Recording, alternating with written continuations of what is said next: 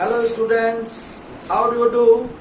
हम आज शुरू करेंगे थ्योरी ऑफ फ्रिंजेस। पिछले वीडियो में हमने देखा था condition for maxima and minima. Condition for maxima and minima के लिए हमें 2 वीडियो बनाना पड़ गया था, क्योंकि समय अंतराल बहुत बढ़ गया था उसमें। तो आज हम शुरू कर रहे हैं थ्योरी ऑफ फ्रिंजेस। इस थ्योरी ऑफ फ्रिंजेस में हम लोग पढ़ेंगे कि पोजीशन ऑफ ब्राइट फ्रिंज और पोजीशन ऑफ डार्क फ्रिंज कहाँ कहाँ होगा। पर्दे पर सेंट्रल पोजीशन से डार्क फ्रिंज की दूरी या ब्राइट फ्रिंज की दूरी कितनी होगी। फर्स्ट फ्रिंज की दूरी, सेकेंड फ्रिंज की दूरी, थर्ड फ्रिंज की दूरी, ब्राइट फ्रिंज हो या डार्क फ्रिंज हो, उसकी दूरी क्या होगा, उसका पोजीशन क्या होगा, इसके विषय में आज हम डिस्कस करेंगे थ्योरी ऑफ फ्रिंजेस में। Now let us see. Suppose कीजिए कि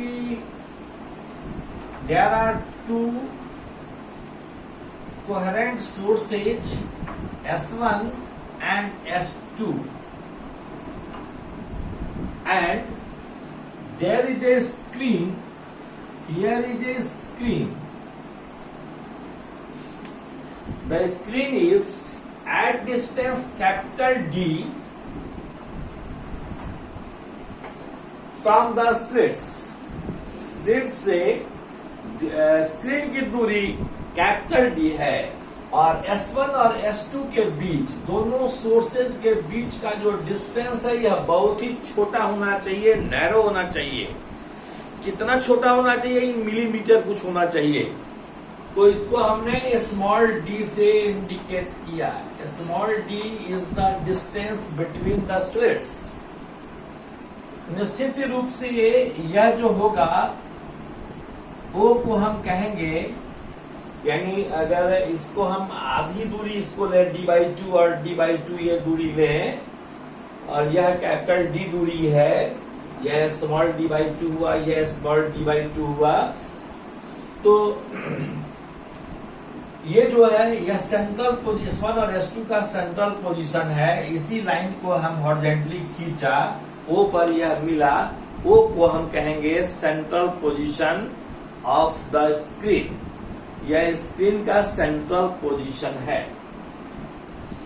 सपोज कीजिए कि कोई पॉइंट P है। इस पॉइंट P की दूरी O से Y है।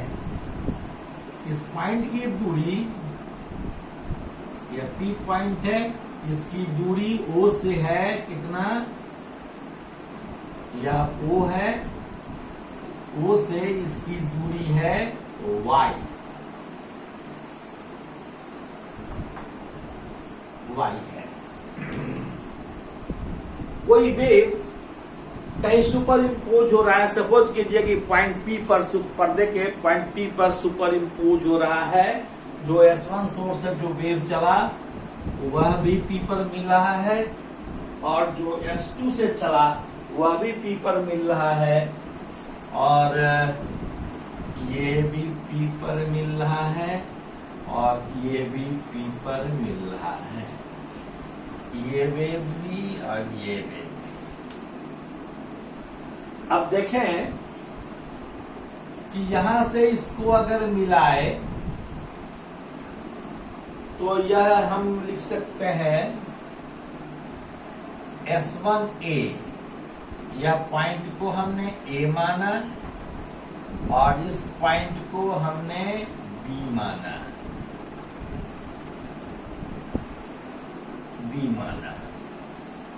तो S1A और S2B को हमने मिलाया। अब जरा देखिए कि यह डिस्टेंस, दोनों लाइन के बीच का डिस्टेंस है D/2, स्मॉल D/2। तो यह डिस्टेंस D/2 है। इसका मतलब है कि यहां से इसका डिस्टेंस क्या होगा, यहां से इसका डिस्टेंस जो होगा, यहां से इसका AP का डिस्टेंस जो होगा, यह Y माइनस D/2 हो जाएगा। Y minus D/2। और यहां से दूरी क्या होगी, यहां की, यह होगा y प्लस d/2, यह डिस्टेंस हो गया y प्लस d/2। फिर से देखिए, suppose there are two coherent sources S1 and S2 emitting light continuously. They superimpose at any point of the screen at P. The join S1A and S2B. The distance between the slits is a small d, and the distance of the screen from the slits is capital D. इतनी बात अभी मैं लिख दे रहा हूं, फिर आगे की बात करेंगे। Consider two coherent sources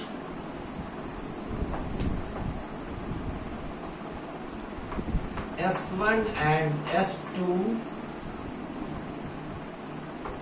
emit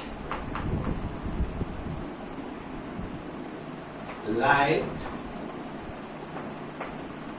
continuously.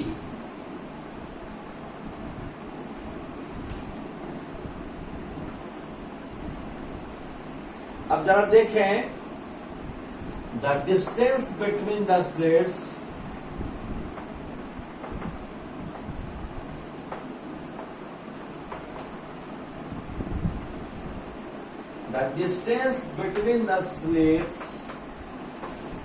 is small d,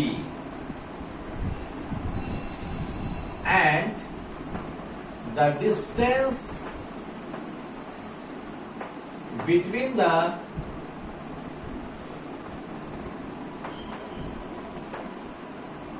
slits and screen is capital D.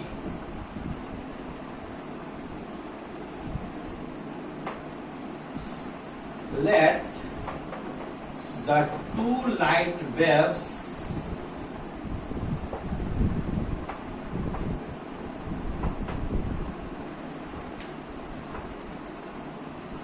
of same wavelength lambda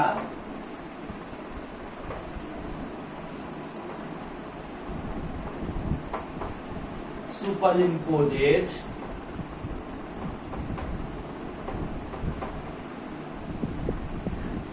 at P of the screen. अब जब देखें कि डिस्टेंस क्या होगा,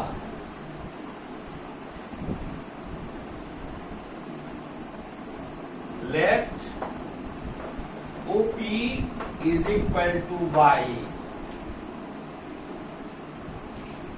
then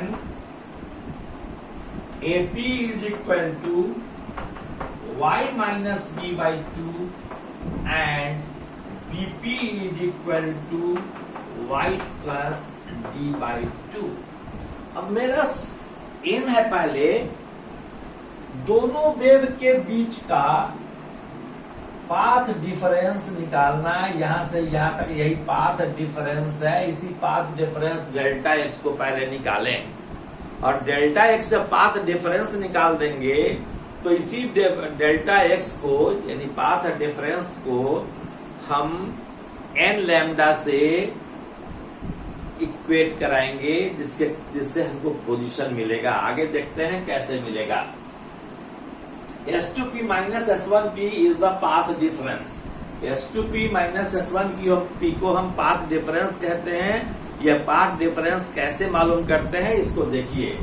S1P को हम क्या लिख सकते हैं, S1P का स्क्वायर बराबर है S1A का स्क्वायर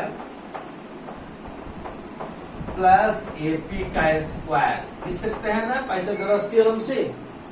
पाइथागोरस थ्योरम से हम लिख सकते हैं कि S1P का square is equal to S1 का स्क्वायर प्लस AP का स्क्वायर। S1A का स्क्वायर क्या होगा, S1A कितना है, यह डिस्टेंस कैपिटल D के बराबर है, तो इसको लिखेंगे D स्क्वायर एपी कितना है y minus D by two का होल स्क्वायर। यह एपी का स्क्वायर है, इसलिए एपी बराबर y minus D by to. उसी तरह से S2P का स्क्वायर निकालें तो क्या होगा? S2P का स्क्वायर क्या है? S2B का स्क्वायर प्लस BP का square.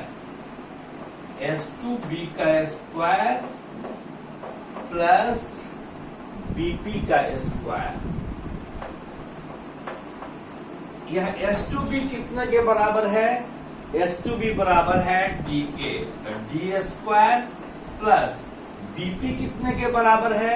Y plus D by to के बराबर है, y plus D by two का स्क्वायर।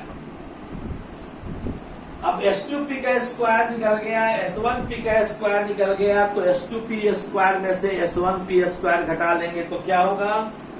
देयरफॉर S2P का स्क्वायर माइनस S1P का स्क्वायर बराबर है इसका स्क्वायर माइनस इसका स्क्वायर, तो डी स्क्वायर तो कैंसिल हो जाएगा, तो बचेगा y plus D by two का होल स्क्वायर अब minus y minus D by two का होल स्क्वायर, इतना बचेगा। अब इसको हम a प्लस बी का whole square minus a minus B का होल स्क्वायर क्या होता है आप जानते हैं। यहाँ इसको लिख सकते हैं a square minus B square के फॉर्म में है, तो इसको हम क्या लिख सकते हैं S2P plus S1P into S2P minus S1P। S2P minus S1P is the delta x, path difference है, तो पाथ डिफरेंस का वैल्यू हम निकालने जा रहे हैं। हम आगे बढ़ते हैं, इसको मैं मिटाऊंगा।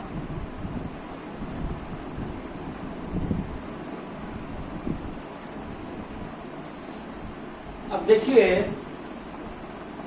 S2P square minus S1P square, यह a square minus b square के फॉर्म में है, तो a plus B into a minus B, और यह a प्लस बी का whole square minus a minus B का होल स्क्वायर है, यह बराबर 4 इंटू a इंटू बी होना चाहिए, तो 4 into Y into D by two. चाहे तो अलग अलग करके भी कैंसिल कर देंगे, Y square plus D by two का होल स्क्वायर कैंसिल हो जाएगा और बचेगा 2y D by two into 2y D by two, दोनों को जोड़ेंगे 4y डी बाई टू आ जाएगा। तो S2P माइनस S1P क्या है? यह पाथ डिफरेंस है, तो इस पाथ डिफरेंस को हम डेल्टा x लिखते हैं, तो लिखेंगे S2P minus S1P is equal to, यह कैंसिल हो जाएगा, बचेगा 2y small d divided by S2P plus S1P। अब जरा देखिए यहां से S2P माइनस S1P को हम पाथ डिफरेंस कहते हैं डेल्टा x। अब ये जो दूरी है स्मॉल d बहुत ही छोटी दूरी है, मैंने पहले ही कहा था कि दोनों स्लिट्स के बीच की दूरी बहुत कम रहना चाहिए। सस्टेन्ड इंटरफेरेंस को प्राप्त करने के लिए या परमानेंट इंटरफेरेंस को प्राप्त करने के लिए कुछ कंडीशंस हैं। एक कंडीशन तो आप सब जानते हैं कि दो सोर्स कोहेरेंट सोर्स होना चाहिए, अर्थात इन दोनों को सेम फ्रीक्वेंसी का लाइट एमिट करना चाहिए। एक कंडीशन तो ये था। दूसरा कंडीशन ये है कि दोनों स्लिट के बीच की दूरी बहुत ही कम होना चाहिए, नेग्लिजिबली स्मॉल होना चाहिए। दोनों के बीच की दूरी बहुत ही कम है, लेकिन फिगर में दिखाने के लिए हम दूरी स्मॉल डी दिखाई देता है। तो जब दूरी बहुत कम लेंगे तो d बाई टू भी बहुत छोटी दूरी होगी, यह d बाई टू भी बहुत छोटी दूरी होगी। तो जब दूरी हम कम लेंगे और नीचे का जो S2P और S1P, S2P भी लगभग कैपिटल D के बराबर होगा और S1P भी लगभग कैपिटल D के बराबर होगा, almost, not equal to but almost equal to.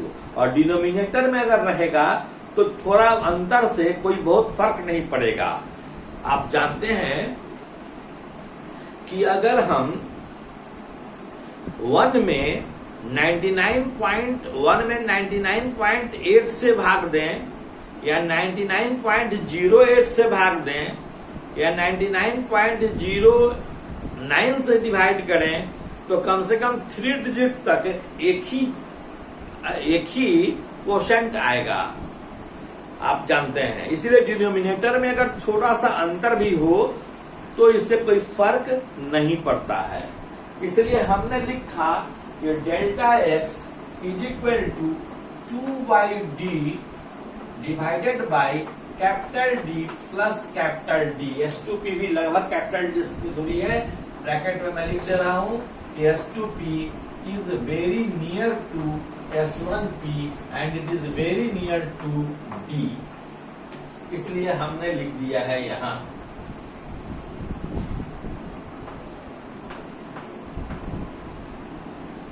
So delta x may be written as 2/d divided by 2d। 2 cancel हो गया, delta x is equal to y/d by d। इसको equation 1 मान लेते हैं, एक लाइन यहां लिख देते हैं, that is delta x is equal to y/d by d। इसको इक्वेशन 1 मान लिए। और यह एक एक्सप्रेशन भी है, इस एक्सप्रेशन को ध्यान में हमेशा रखेंगे कि delta x is equal to होता है y/d बाई कैपिटल D। कैसे होता है यह मैंने बताया। अब हम देखें कि फॉर कंस्ट्रक्टिव इंटरफेरेंस पोजीशन कैसे मैक्सिमा का निकालेंगे। अब हम पोजीशन कैसे मैक्सिमा का निकालेंगे और पोजीशन कैसे मिनिमा का निकालेंगे यह मैं बताने जा रहा हूं। पोजीशन ऑफ ब्राइट फ्रिंजेज या कंस्ट्रक्टिव इंटरफेरेंस या मैक्सिमा कैसे लिखेंगे। For constructive interference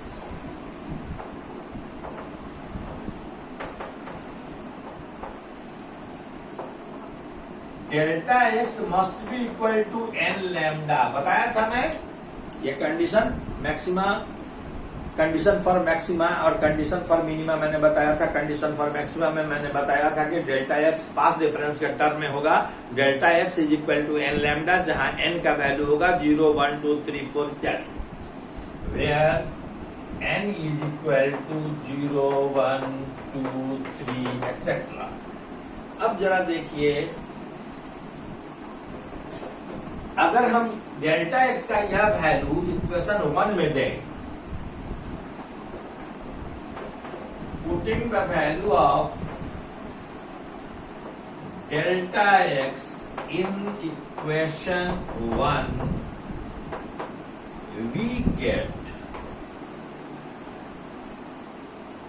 n lambda is equal to y/d by capital D। इसलिए y बराबर क्या होगा, n d lambda by small d। अब n का वैल्यू हम बदलते रहेंगे। n का वैल्यू अगर 0 रख देंगे तो y का वैल्यू होगा 0। तो y का वैल्यू 0, y का वैल्यू क्या है, यहाँ p की दूरी है y। अगर p 0 डिस्टेंस पर हो इसका मतलब क्या है कि p सेंट्रल पोजीशन में है। अगर y 0 है इसका मतलब p कहाँ है, सेंट्रल पोजीशन में है। तो मैक्सिमा कब कहाँ मिलेगा, पहला n बराबर 0 रखेंगे तो सेंट्रल पोजीशन में ब्राइट फ्रिंज मिलेगा। n बराबर 1 रख देंगे तो y बराबर है d लैम्डा बाई d, यानी सेंट्रल पोजीशन से के बाद पहला ब्राइट फ्रिंज कहाँ मिलेगा, 1 रखने से d लैम्डा बाई d पर। n बराबर 2 रखेंगे तो दूसरा मिलेगा ब्राइट फ्रिंज कहाँ,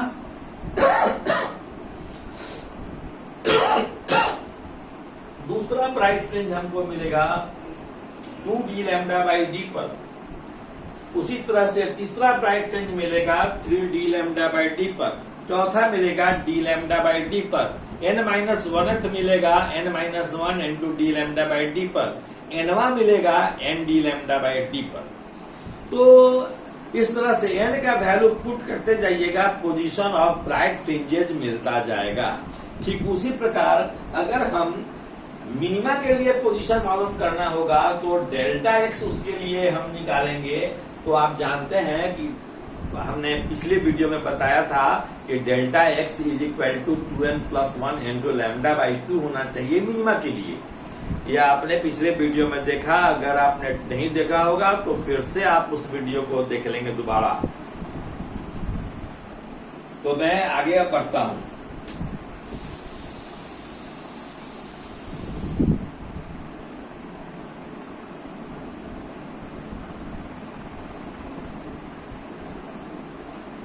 अब यदि n बराबर हम 0 पुट करेंगे तो y का वैल्यू होगा 0, तो उस y के पोजीशन को हम मान लेते हैं y0, तो y0 बराबर है 0।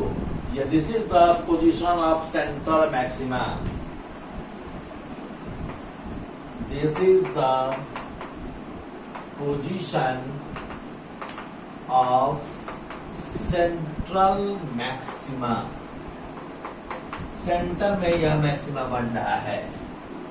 n बराबर 1 देंगे। Similarly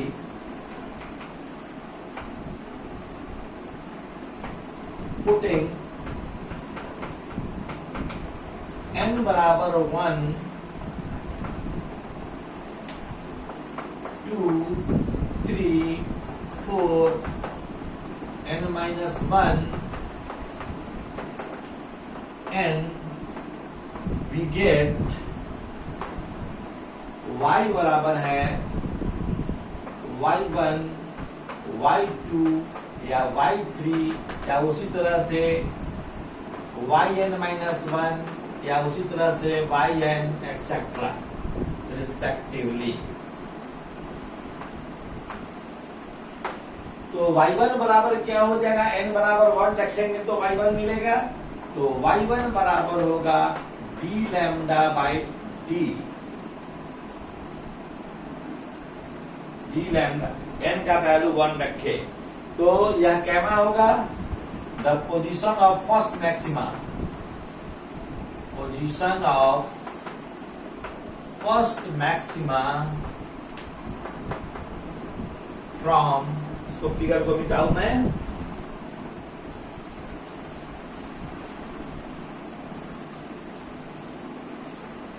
position of first maxima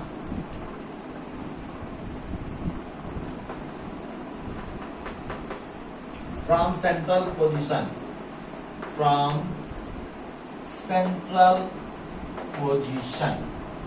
उसी तरह से y2 बराबर हो जाएगा 2d लैम्डा बाई 2। यहाँ हम n बराबर 2 रखते हैं और करस्पॉन्डिंग y का वैल्यू y2 है, तो the position of second maxima from the central position. उसी तरह से y3 लिखेंगे 3d lambda by 2। This is the position of third maxima from the central position. और इसी तरह से n-1 n-1 हो जाएगा n-1 into d lambda by d है by d। This is the n-1th maxima from the central position and n रखेंगे तो yn बराबर हो जाएगा n d lambda by small d। This is the nth maxima from the central position. तो इस तरह से हम राइट फ्रिंजेस कहां कहां बनेगा, कितने कितने दूरी पर बनेगा, वह हमने बताया आपको। अब हम बताएंगे आपको कि मिनिमा का पोजीशन क्या क्या होगा, कहां कहां होगा। अब बताते हैं हम पोजीशन ऑफ मिनिमा।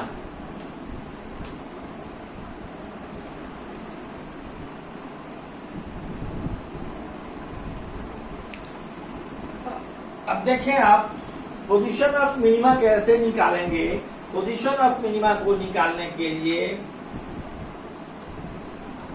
यह तो याद होगा आपको, मैं बगल में लिख देता हूं, इसको मैंने इक्वेशन 1 माना था, delta x equal to y d by d, y d by D.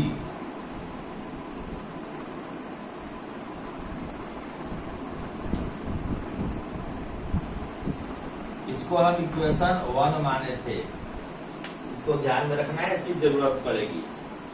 अब पोजीशन ऑफ मिनिमा निकालना है फॉर डिस्ट्रक्टिव इंटरफेरेंस। कंडीशन क्या है? डिस्ट्रक्टिव इंटरफेरेंस का क्या है कंडीशन? उसके लिए पाथ डिफरेंस डेल्टा एक्स बराबर होना चाहिए 2n+1 इंटू लैम्डा बाई 2 मैंने बताया था। इसको इक्वेशन 3 मान ले रहे हैं। वेयर n क्या है? 0, 1, 2, 3 एक्सेट्रा। अब हम इस इक्वेशन 1 में डेल्टा एक्स का वैल्यू देंगे। Putting the value of delta x in equation 1,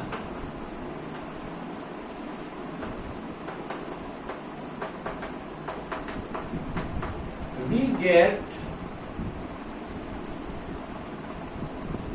2n+1 into lambda by 2 is equal to yd by d, yd by capital D. So y बराबर क्या होगा? 2n+1 into d lambda by 2d। ये d चला जाएगा यहां, या d small d चला आएगा यहां। 2n+1 into d lambda by 2d, यह y हुआ। Where n is equal to 0, 1, 2, 3 etc.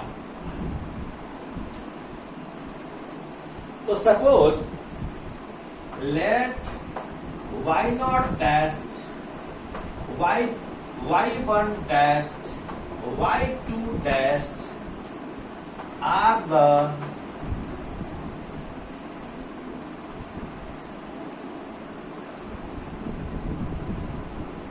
first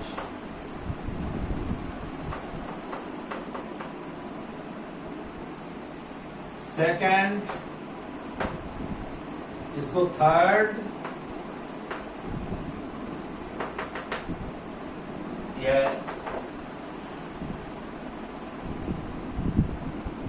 minima, then y0 इस फर्स्ट कब होगा? n बराबर 0 रखने पर। सेकेंड कब होगा? n बराबर 1 रखने पर।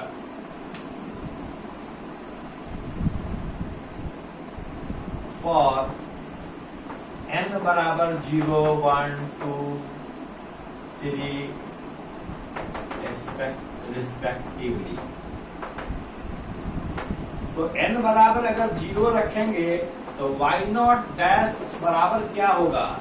y0 डैश n बराबर 0 रखेंगे तो यह d लैम्डा बाई 2d हो जाएगा। d लैम्डा बाई 2d, ये is the first minima from the central position. Central position से दूरी मेजर कर रहे हैं, इसलिए रेफरेंस लेवल को हम सेंट्रल पोजीशन ओ ही ले रहे हैं। सेंट्रल पोजीशन से कितने दूरी पर? d लैम्डा बाई 2d पर पहला मिनिमा बनेगा फ्रॉम द सेंट्रल पोजीशन। उसी तरह से n बराबर 1 रखेंगे तो y1 डैश बराबर 1 यहां रखेंगे तो क्या होगा? 2 into 1 plus 1, 3 d lambda by 2d is the second minima from the central position। उसी तरह से हम अगर n 0 ले लिए हैं तो अगर n अगर हम ले लें y n अगर 2 ले लें तो यह क्या हो जाएगा? n 0 लिए हैं तो y0 डैश पहला हुआ है, n बराबर 1 ले लिए हैं तो y1 डैश दूसरा हुआ है, n बराबर 2 ले लेंगे तो y2 डैश तीसरा होगा। उसी तरह से y बराबर n-1 लेंगे, n बराबर अगर हम n-1 ले लेंगे तब ऐसी स्थिति में yn-1 जो होगा यह हो जाएगा कितना, यहाँ n-1 रखेंगे तो 2n-2 + 1 2n-1 हो जाएगा, 2n-1 into d lambda by 2d। यह कैमा होगा, यहाँ जब 1 था तो यह सेकेंड था, यह जब n-1 है तो nth हो जाएगा, यह है nth पोजीशन, nth मिनिमा होगा फ्रॉम द सेंट्रल पोजीशन। ठीक उसी प्रकार से अगर हम n बराबर n ही लेंगे तो yn क्या हो जाएगा, तो वही रह जाएगा 2n + 1 into d lambda by 2d by 2d। यह क्या होगा, this is the n + 1th minima from the central position. इस तरह से हमने मिनिमा का पोजीशन मालूम कर लिया। कैसे मालूम किया, फिर से मैं बता रहा हूं। डेल्टा x बराबर हो गया 2n + 1 into लैम्डा बाई 2, आप जानते हैं पहले से, और अभी निकाले थे कि डेल्टा x बराबर yd/d, इसलिए दोनों डेल्टा x का राइट हैंड पोर्शन इसका इससे इक्वेट कराए तो ये हो गया इतने के बराबर, y का वैल्यू निकल गया जहां n का वैल्यू 0 1 2 3 इत्यादि है। अगर n बराबर 0 रखेंगे, सेंट्रल पोजीशन में तो ब्राइट था, तब सेंट्रल पोजीशन के बाद ही कोई रहा होगा डार्क, तो डार्क n बराबर 0 जब रखे तो d लैम्डा बाई 2d दूरी पर डार्क मिला, और इसको हम पहला मिनिमा माने। n बराबर 1 रखे तो 3d लैम्डा बाई 2d निकला, इसको हम दूसरा माने, दूसरा डार्क फ्रिंज माने। इसी तरह से yn-1 लिए तो nth डार्क फ्रिंज माने, और yn बराबर इतना लिए, n का वैल्यू लिए n ही, तब हम n + 1th डार्क फ्रिंज माने। इस तरह से हम डार्क फ्रिंज का पोजीशन मालूम कर लिए। अब मैं आपको बता रहा हूं कि फ्रिंज विड्थ क्या होगा, लेकिन फ्रिंज विड्थ बताने के लिए हमें और भी अधिक समय देना पड़ेगा, तो मैं समझता हूं कि इसको कल किया जाए, अगले वीडियो में किया जाए। अगले वीडियो में मैं फ्रिंज विड्थ बताऊंगा। फ्रिंज विड्थ बताने के बाद मैं इसके बाद उस पर कुछ प्रॉब्लम करूंगा, आपको प्रॉब्लम बताऊंगा, और प्रॉब्लम करके हम एंगुलर विड्थ के बारे में कुछ बताऊंगा। इसके बाद इंटरफेरेंस में बीच में हम डायल और कोई स्लैब डाल देते हैं, कोई ऐसा ट्रांसपेरेंट स्लैब डाल देते हैं जिसका रिफ्रैक्टिव इंडेक्स म्यू हो, एक स्लिट के सामने या दो स्लिट के सामने, तब क्या परिस्थिति होगी, तब फ्रिंज में का बनेगा कि नहीं बनेगा, कि या फ्रिंज शिफ्ट कर जाएगा, क्या स्थिति होगी, वह नेक्स्ट क्लास में हम बताएंगे। आज बस इतना ही रहने देते हैं। Thank you very much.